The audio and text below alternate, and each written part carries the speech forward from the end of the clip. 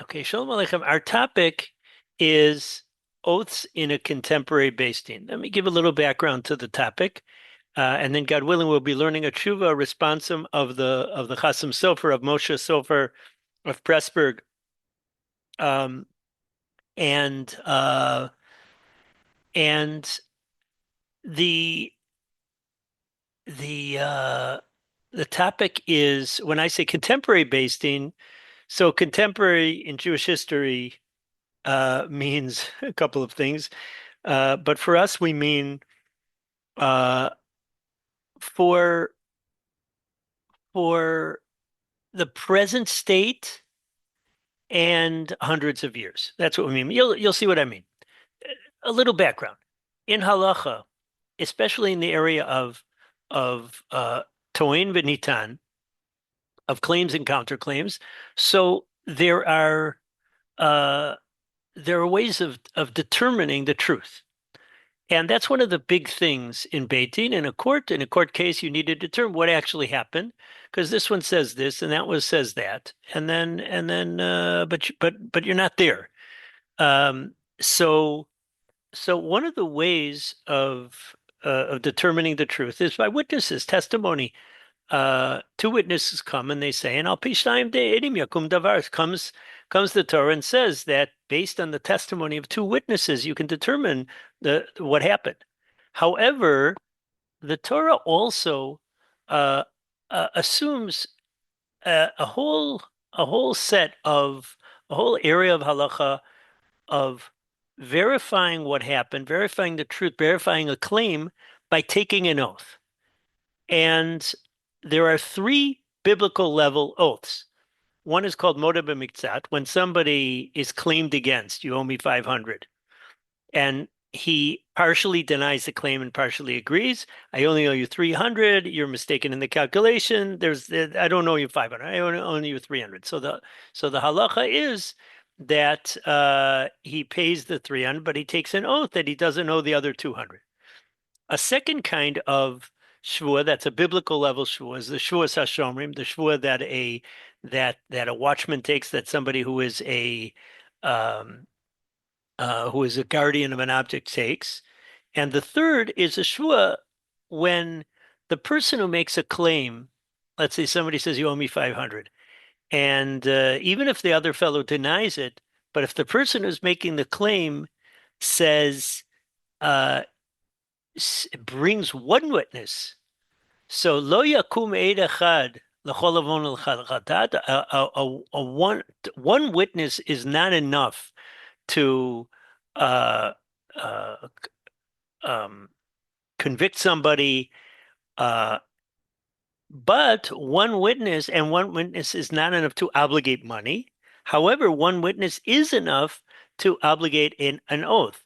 And so if he would have to take an oath that what the witness is saying is not true. Um, so those are biblical level shvuas. And there are then there are a group of rabbinic level shvuas, um, collecting from orphans and such. Then there's a shvua called shvuat haset, shvuat haset, which was instituted in the times of the Gemara, in the times of the Amoraim, where even when somebody just denies a claim, so a shvua is made. That's a lower level shvua. Now, uh, the reality of it is that despite the fact that these shvuas seem to be all over the place in halacha, and when you're learning Baba Basra, when you're learning Baba Metzia, when you're learning sugyas that have to do with Toin V'Nitan, with claims and counterclaims, so very often you end up with he's chayv shvua, and who makes a shvua, and what are and there's a whole set of the laws of shvuas. Nowadays, we just don't do it. And so the question is, what happened to Shavuos? And this question was asked of the Chasam Sofer. Um,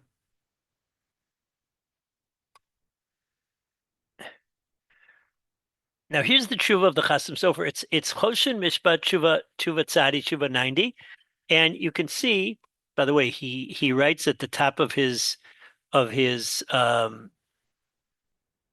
the top of his letter, Shiviti Hashem lenegdi tamid. I place Hashem before me at all times.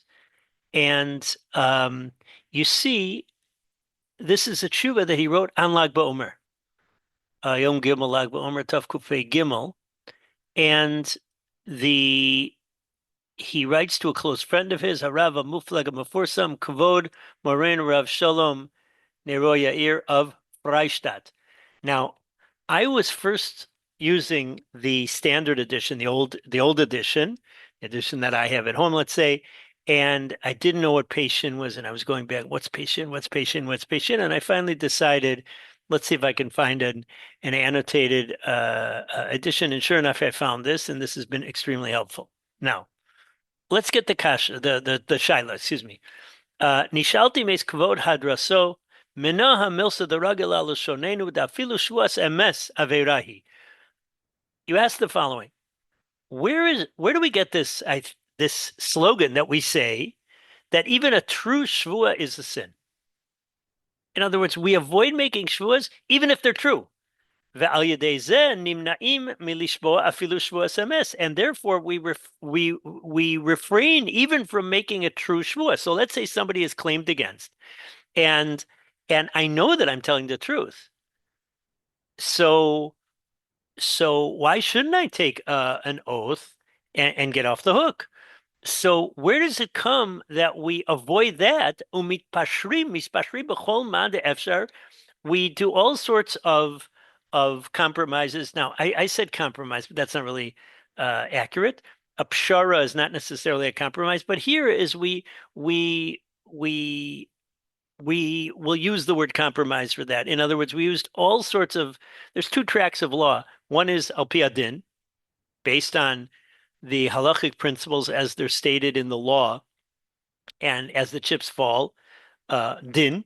But then there's something else called pshara, which, as I've heard many times, Rav Hershel Schechter explain, it's a psak din based on yosher. It's a psak din based on what's right according to if you will, ifnim mishur what really should be done, and with the understanding that there is a din, which if you go past that, you've done something that is against the law.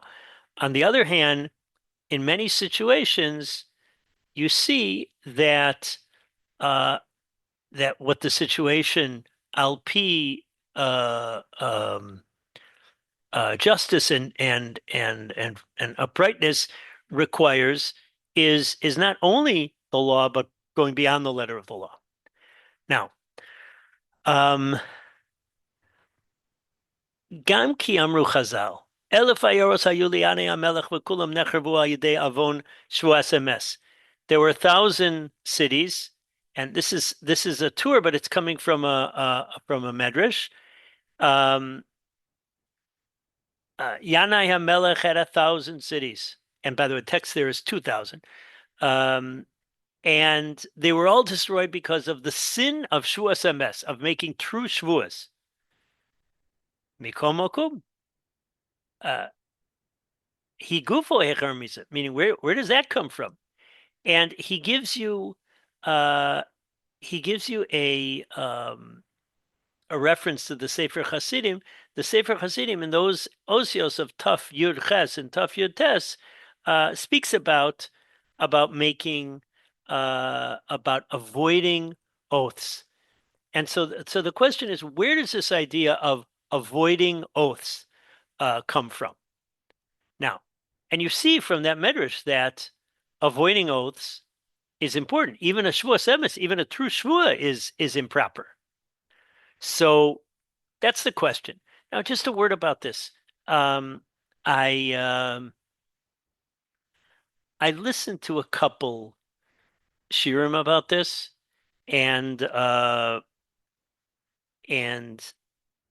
there was a Rav who was giving a shir about oaths, and he said that he asked Rav Shlomo Miller. Rav Shlomo Miller apparently is a Dayan in Toronto, and he asked him, did he ever witness somebody ever giving an oath?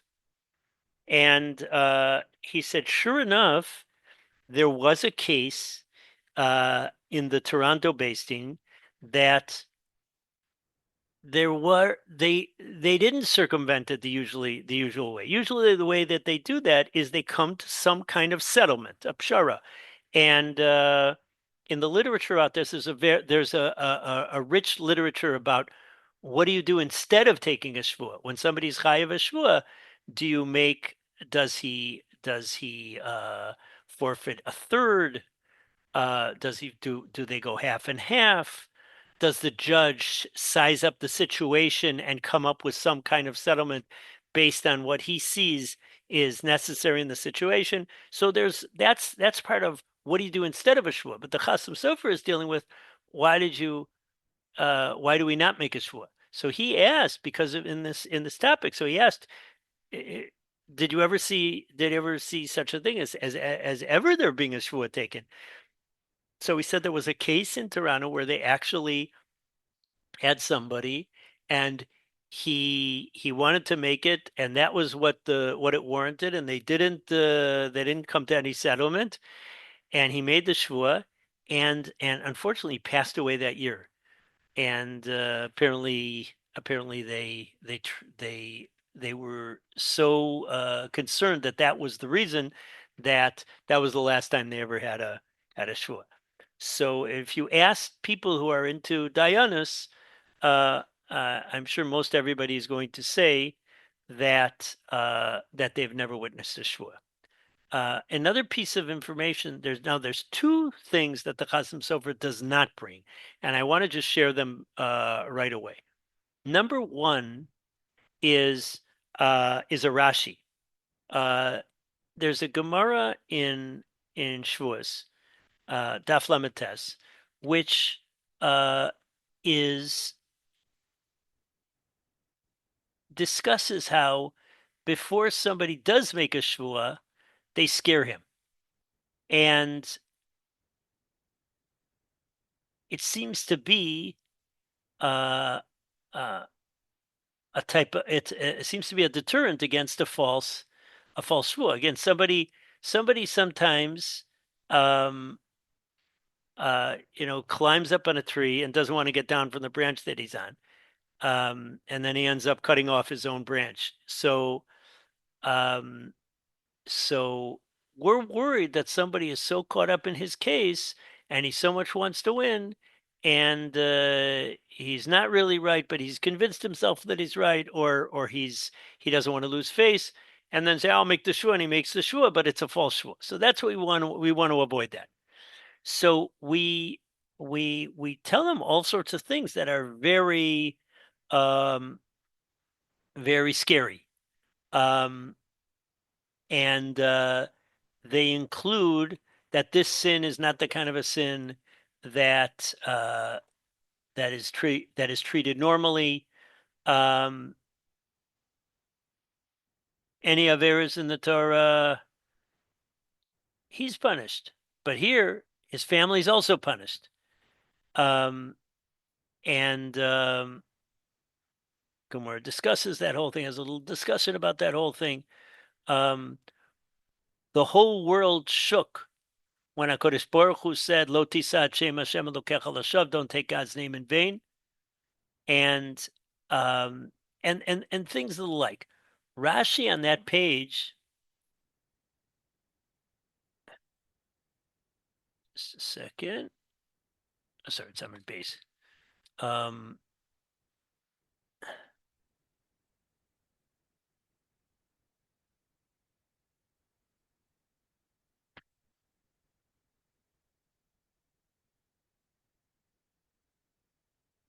just a moment.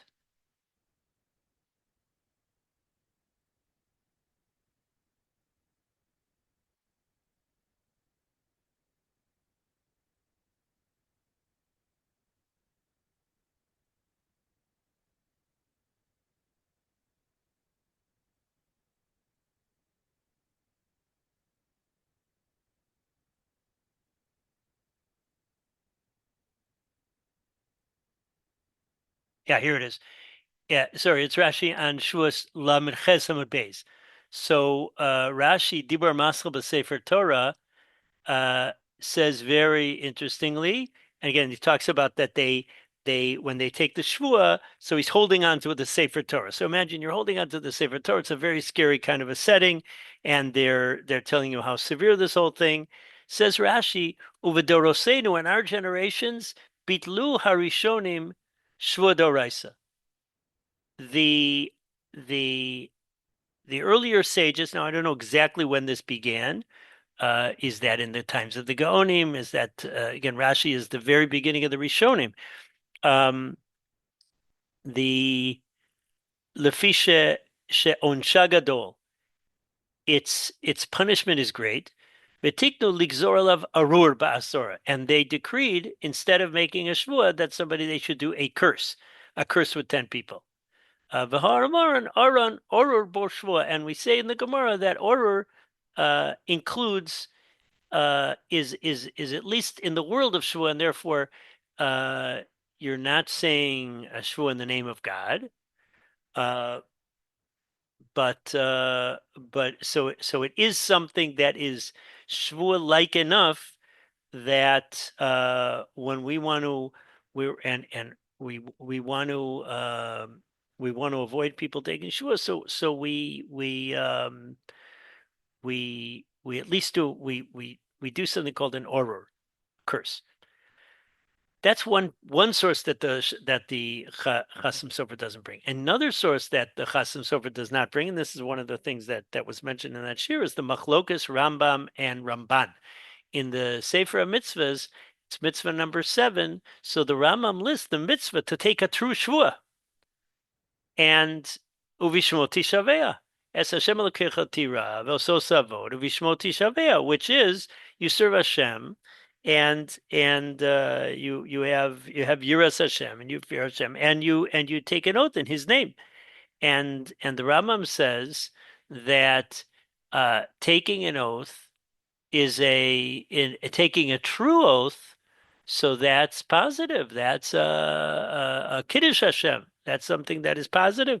Um, he's the one that we take an oath in. He's the source of truth, and we take we take an oath in His name, and it's Chas v'shalom contrasted with Avodah Zorah, where somebody would swear by his false deity. So Ramban Nachmanides argues. Nachmanides, though, uh, does not say that it's usher. Nachmanides says it's not an obligation. It's something that is mutter. You can take a shua.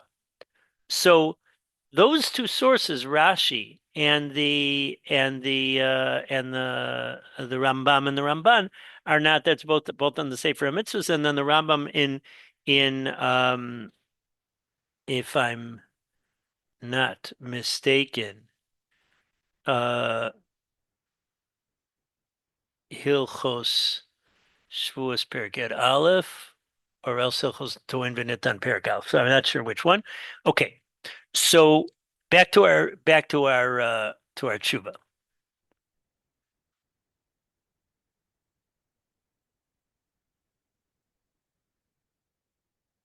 Okay, so the Chasam Sofer says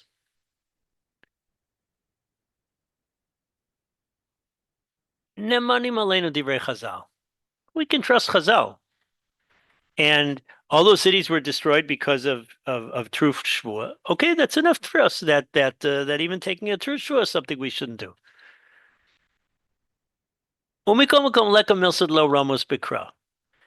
There's nothing that is not hinted at in the psukim, and what he's going to proceed to do is bring a proof from a pasuk. But first, he tells you that you can't bring a proof from the Gemara and Tmura.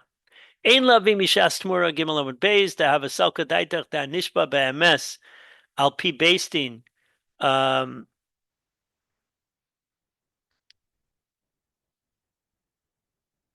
shvuas hapikadon afal gav dahaya mechuyav min Torah lafis baldino k'dechsiv V'lakach ba'alav. Mikom makom havasel kadai tach delokeh. We had a havamin in the Gemara. The Gemara is discussing taking shvuas, and the Gemara is a certain havamina that you have a strange situation where maybe you would have thought that you would take a shvua to satisfy the balabais who's claiming that you're lying, but you would also get malchus for it, which is a very interesting halachic phenomenon. And the Gemara concludes that that's not the case. Nehida masikna mikra du vishmoti shavea deinu loka. The pasuk says that you take oath in God's name. That's saying that you can and you don't get malchus for it. Aval kol panim isura, but it would still be prohibited.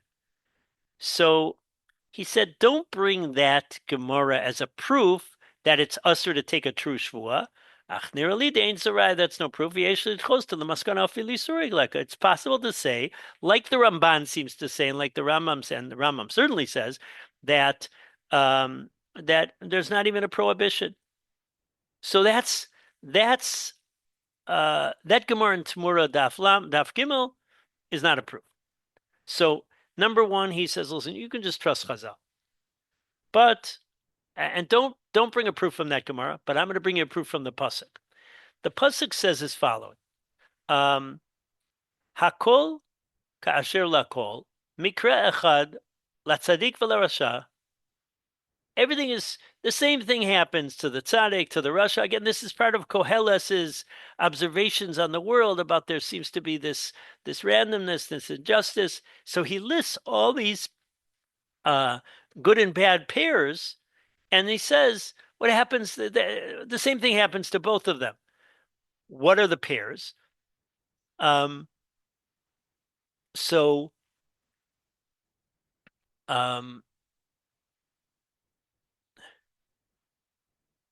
Akol asher lakol. Mikra echad latzadik v'larasha, the tzaddik and the rasha, latov v'latahor, the good and the pure. Excuse me, la rasha v'latov, the rasha and the good one, latahor v'latamei, the one who is impure and pure, pure and impure, la zoveach v'asher enenu zoveach, the one who offers a sacrifice and the one who doesn't. Katov kachote, the good one like the sinner, and then hanishba, the one who takes an oath.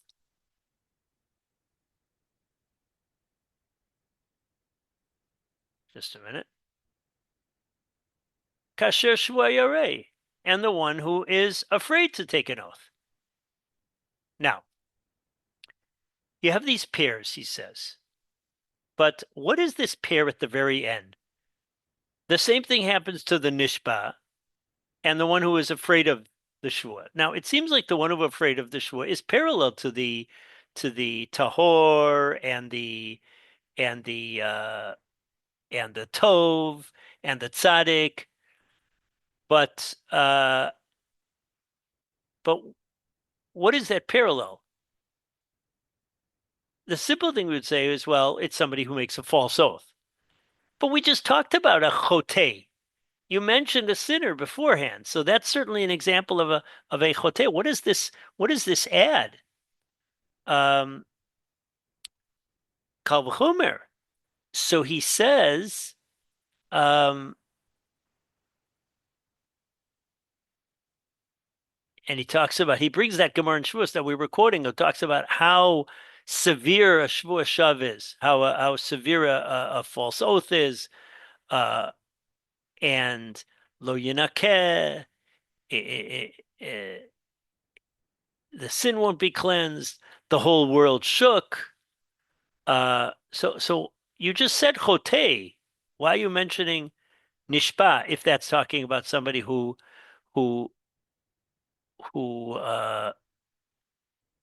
swore falsely?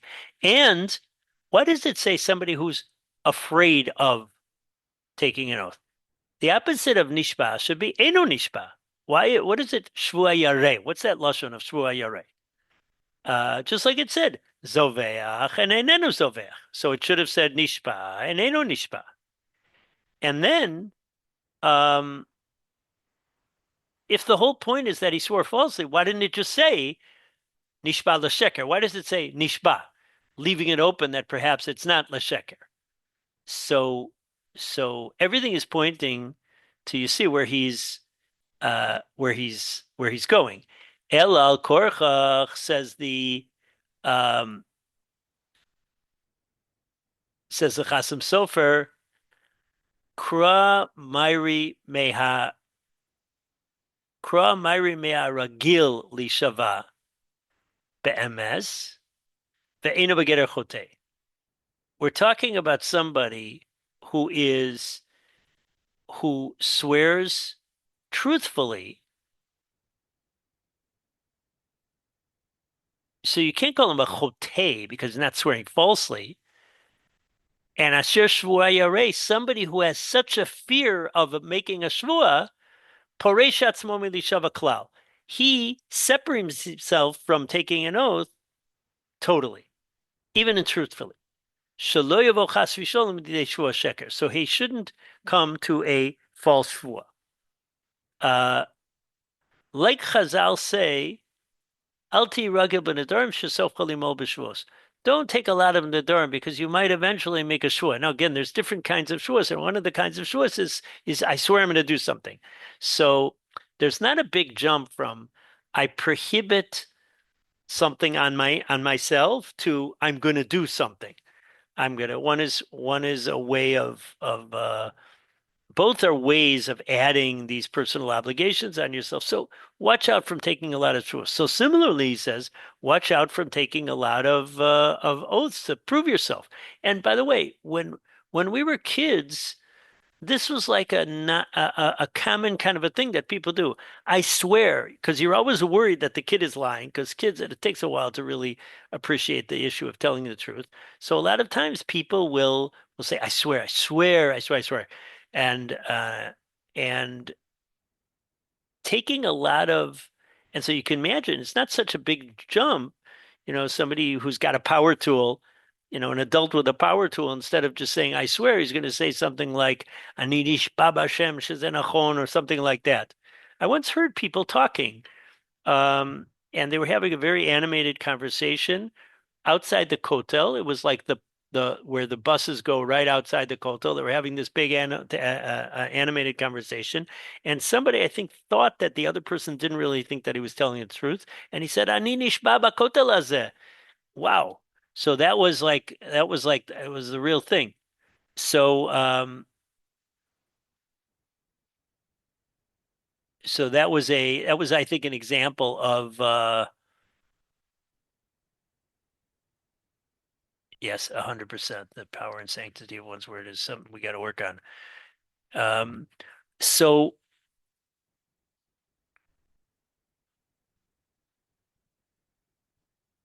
and Ibn Ezra has a long piece on Lotisa Shem Elokecha Lashav, not taking God's name in vain, and he discusses those people who swear a lot uh, uh, for the truth. So eventually they're going to come to be Nishbal Sheker. Va'od afilu shvuas emes al kol panim yispei mishum nosei shmo yisbarach shemal levatala. Bim efshar lo lefasher b'chol ma de'efshar kedei shelo lisa shmo yisbarach al svasav yesh lo lasos kein. And you notice that I just want to point out that the there's two things that are mentioned here, and I think there's really two different strands of what seems to be problematic with taking the oath. Number one is if you're if we allow oaths, truthful oaths, they're going to come to untruthful oaths. That's number one. So it's like a gezerah shema. But there seems to be a second thing is besides the severity of a false oath causing us to just cancel the whole world of oaths so that nobody comes to say to do a false oath. There seems to be a second thing of simply taking an oath itself. What's really happened when you take an oath? You're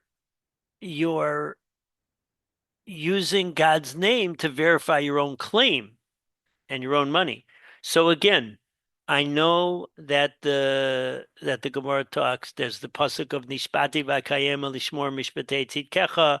I took an oath that I'm going to keep your Torah, um, David HaMelech, and uh, and I know there's the Shitas Rambam, or the Rambam talks about the greatness of somebody who is a big tzaddik. So truthful, and him taking a true oath, but there seems to be another side of a lack of Yiras Hashem uh, in taking even a true oath, even if it's not involved in, even if it's even beyond the issue of he's going to come to do a false oath. Okay, that's the Chasam Sofer.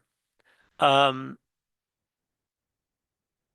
and we're very, and he said, and certainly when we're in the world of money, so we're worried that people are uh, going to uh, have incentive to make a false oath for money. כמעתה נחזור לענייננו דוודאי כן הוא, דעל כן לא גילה לנו קרא בשמו תשבע, אלא דלא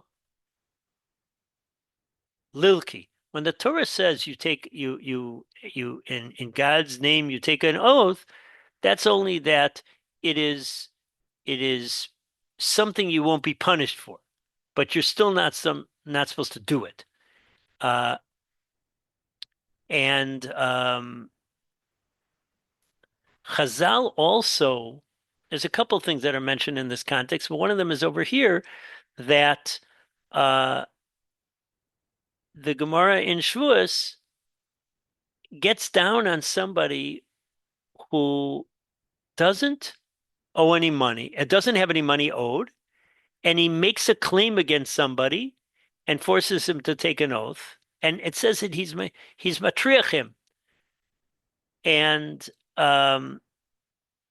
excuse me, he's matriachim. V'chi mishum tircha ba'alma shetrichas chaver l'shava b'emes he's chayiv ba'onesh hagadol amar hazeh. We give them this great punishment for somebody who all he, at the end of the day he did was to cause somebody to take a true oath.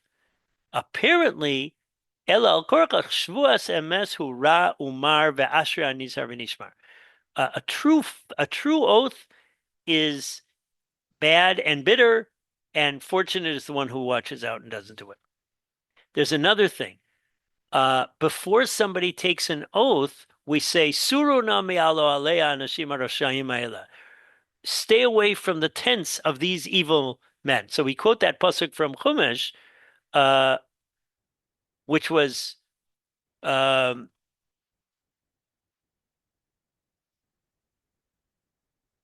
if I'm correct, from Adas Korach. So who are the two Rishoyim? Kasha ech machlitam l'Rishoyim. Bishlava anishbal l'sheker avu Rishoyim shneim. When a person's going to take a false oath, so we understand this guy is taking a false oath, and this guy brought it about. And like Rashi said, why did you hand your money into somebody who's not trustworthy? And if you saw that the other guy was going to take a false oath, you should have backed out of the case and come to some settle with him to avoid God's name being taken in vain.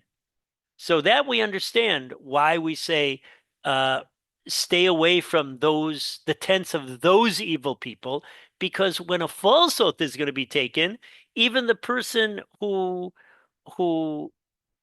made the claim that is inciting the oath is also sinful. He should, when he saw why in the first place did he do business with such a cheater? You have to be careful about who you do business with. Number two, why didn't you back out when you saw that God's name was going to be taken in vain? So you should have not back out. You should have made some kind of a settlement, gone for some kind of a settlement. However, if it's a true oath, so the person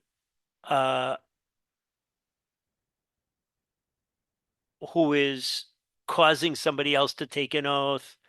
So mashpias chaveru b'chinam. He's making the other guy take an oath for naught. But because the other guy's the defendant's claim is true. He's taking a true oath. So that means that the claimant is claiming falsely. So we understand why he's a sinner. But what about the person who's taking a true oath? Why is he a sinner? So he says, Elal korchach mikomakom, we'll jump to the very end. Um, Elal korchach mikom makom, hayalo lahashvos, ulahafsid mishalov lo shavah bemes. You should have backed out and not even made a truthful shvua. So this is a very I don't know how you call it, extreme din that we try to avoid at all costs. Um, a shvua, even a shvu, a true shvua, we do whatever we can to avoid it. The courts nowadays make some kind of a settlement, a third, a half, what the judges see fit. Um, but that's as far as shvuas goes. Just reading the end of the tshuva. Lefia nes daisi zo. He said zo he, but he says maybe that's do dai lashi. That's enough to respond about this topic. Uminig Yisrael Torah vein laharer. That's our practice, and this practice is rooted in the sanctity of the divine name, the severity of a shvua, and uh, the and then he closes. He adds, though, have a look at Chovos Halavavos in the sixth parak of Shara Ava, where he relates to the issue of taking oaths, and and a Midrash Rabbah in Vayikra, which is very strong. Bein chayev, bein zakai, lemumi lo tail. Whether it's chayev, whether it's zakai, whether it's obligating or getting off the hook, don't go in for a shua. Peres l'shua lo tikanes yafilu zakai. So there's that Yerushalmi, that Midrash Rabbah is very strong, uh, a very strong. Yes, yeah. The severity seems to be the shvua because it involves the divine name and the like. So that's where the shvua thing is coming. That's the severity of a shvua, um, holding the Sefer Torah uh, and and shvua in God's name. So that's something we avoid doing anyway. So that's an aspect of halacha that we see already in Rashi's time. The practice was already in play to avoid taking. Now there he talks about shvuas d'oraisa, um, but now it is something that seems to just not be done, and um, they go for a settlement. And then there's discussions about what kind of a settlement is. That's a whole long discussion. Anyways, that's what I wanted to share with you. Um, I found a very interesting tshuva of Rav Avram Elia Kaplan. I know I was going to discuss the topic of grandchildren, and I still will, God willing, bli neder, um, grandchildren in different areas of halacha. But I found a tshuva of Rav Avram Elia Kaplan, who was a Talmud of Slobodka, who went to teach in the German rabbinical seminary, and he was a very interesting combination of a Bal Musar and a scholar and a Litvish Talmud Chacham. And he has some shilas and chuvas, and he has a chuva about doing sheva brachos when you don't have a minyan, doing a wedding in general when you don't have a minyan, which most again the weddings that we go to are virtually always where there's a minyan, where there's so many people. It's in Jewish cities, Jewish communities, but this is probably not such a rare issue, let's say with somebody in a small outlying community, when you can't get a standard minyan together, but you do, there is a couple that wants to go through and have a Jewish marriage. What would be the status of a what would be the rules of a marriage uh, when you don't have a minyan? So let's say uh, a marriage during Corona when it wasn't realistic to get a wedding together. Uh, a wedding which is scheduled for and nobody shows up because of inclement weather, and the chassan and the kala want to get married, but a minyan doesn't show up. Um, so what are the dinim? So that's what I'd like to do. It's an interesting topic because it connects up with Parshat Shavua, where we have the marriage last week of Rivka and Yitzchak, and then we have the marriage coming up of Yaakov and Rachel, um, and so that's God willing on our agenda.